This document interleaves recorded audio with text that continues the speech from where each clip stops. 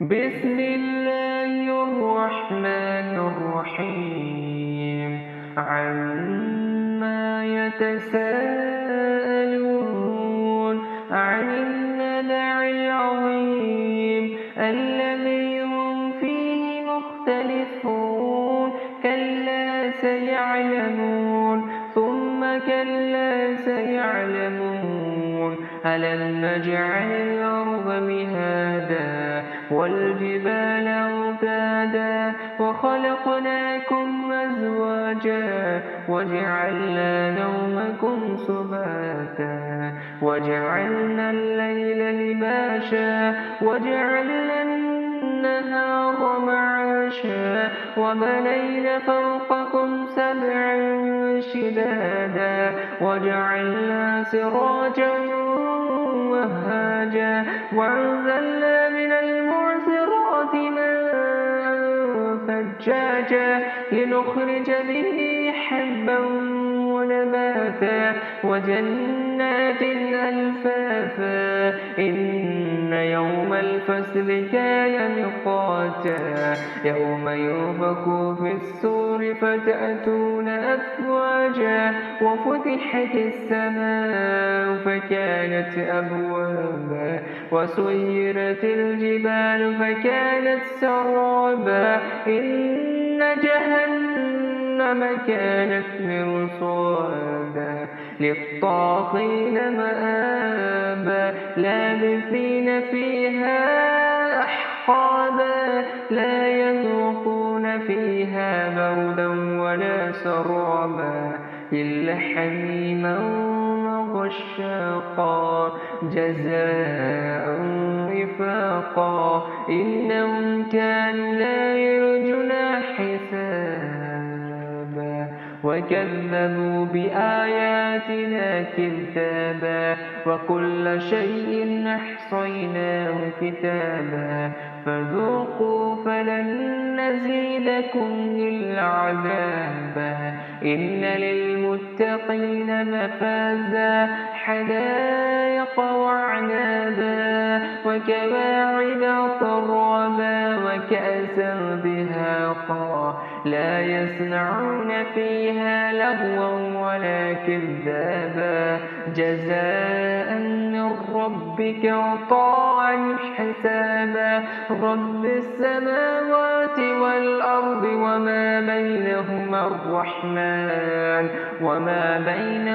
الرحمن لا يملكون منه خطابا يوم يقوم الروح والملائكة صفا لا يتكلمون إلا من أذن له الرحمن وقال صوابا ذلك اليوم الحق فمن شاء اتخذ إلى ربه مآبا إن أنذرنكم عذابا قريبا يوم ينظر المرء ما قدمت يداه ويقول الكافر يا ليتني كنت ترابا بسم الله الرحمن الرحيم والنازعات غرقا والناصطات نصا والصابحات سبحا فالسابقات سبقا فالمدبرات أمرا يوم ترجف الراجفة تتبعها الرادفة قلوب يومئذ واجفة أبصارها خاشية يقولون أئنا لمردودون في الحافرة أئذا كنا عظاما ناخرة قالوا تلك إذا كرة خاسرة فإنما هي جزرة واحدة فإذا هم بالساهرة هل أتاك حديث موسى إذ ناداه ربه بالوادي المقدس طوى اذهب إلى فرعون إنه طغى فقل هل لك إلى أن تزكى وأهديك إلى ربك ربك فتخشى فأروا الآية الكبرى فكذب وعصى ثم أدبر يسعى فحسر فنادى فقال أنا ربكم الأعلى فأخذهم الله نكال الآخرة والأولى إن في ذلك لعبرة لمن يخشى أأنتم أشد خلقا أم السماء بناها رفع سمكها فسواها وأغطش ليلها وأخرج ضحاها والأرض بعد ذلك دهاها أخرج منها ماءها ومرعاها والجبال أرساها متاعا لكم ولأنعامكم فإذا جاءت الطامة الكبرى يوم يتذكر الإنسان ما سعى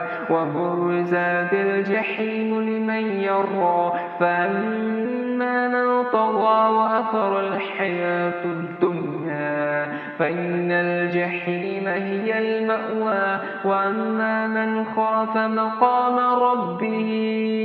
ونهى النفس عن الهوى فإن الجنة هي المأوى يسألونك عن الساعة أيان مرساها فيما أنت من ذكراها إلى ربك منتهاها إنما أنت منذر من يخشاها كأنهم يوم يرونها لم يلبثوا إلا عشية أو ضحاها.